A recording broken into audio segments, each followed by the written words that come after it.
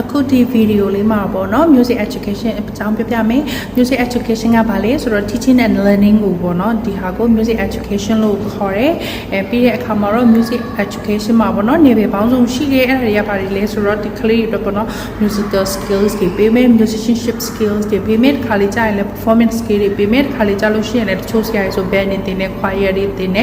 ပြီးတဲ့အခါမှာပေါ့နော် music technology နဲ့ပတ်သက်ပြီးတော့လည်း basic တွေသိမယ်ပြီးတဲ့အခါမှာပေါ့နော်ဒီ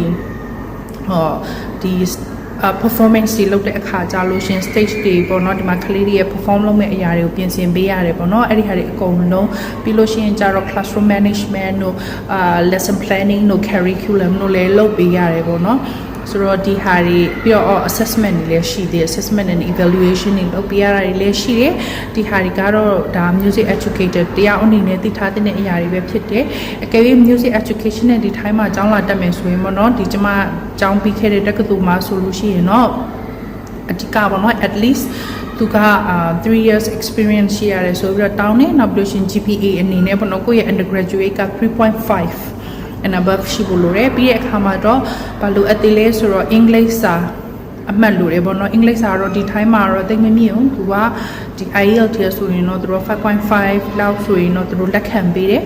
ဒါမှမဟုတ်ရှင်ကျောင်းမှာစာမွေးလည်းရှိတယ်အဲ့ဒါဝင်ဖြေရတယ်ပေါ့နော်ပြီးရင်ဒီ music education မှာကျမကတော့2019ခုနှစ်ပေါ့နော် entrance ဖြေခဲ့တာဆိုတော့အဲ့ဒီတုန်းကဆိုရင်တော့ကျမကဒီ music education major ဘာသာရပ်ကိုပေါ့နော်2 hours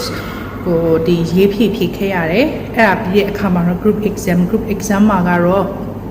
ကိုယ့်ရဲ့ thesis ကဘာလုပ်ရမယ်ဆိုတဲ့အကြောင်းတွေပေါ့နော်အဲ့ဒီဟာတွေကိုပြပြရတယ်ပြီးတဲ့အခါမှာတော့ music history ဖြေရတယ်ပြီးတဲ့အခါမှာ music theory ဖြေရတယ် music theory ကတော့ master level အနေနဲ့ဆိုလို့ရှိရင်တော့သူတို့ဒီ tone harmony ပေါ့နော် counterpoint တွေပေါ့နော်အဲ့ဒီအထိသူတို့တောင်းတယ်စာမဝင်ဖြေရတယ်ပေါ့နော်အဲ့လိုမျိုးရှိတယ်ဒါပေမဲ့နောက်တစ်ခုကတော့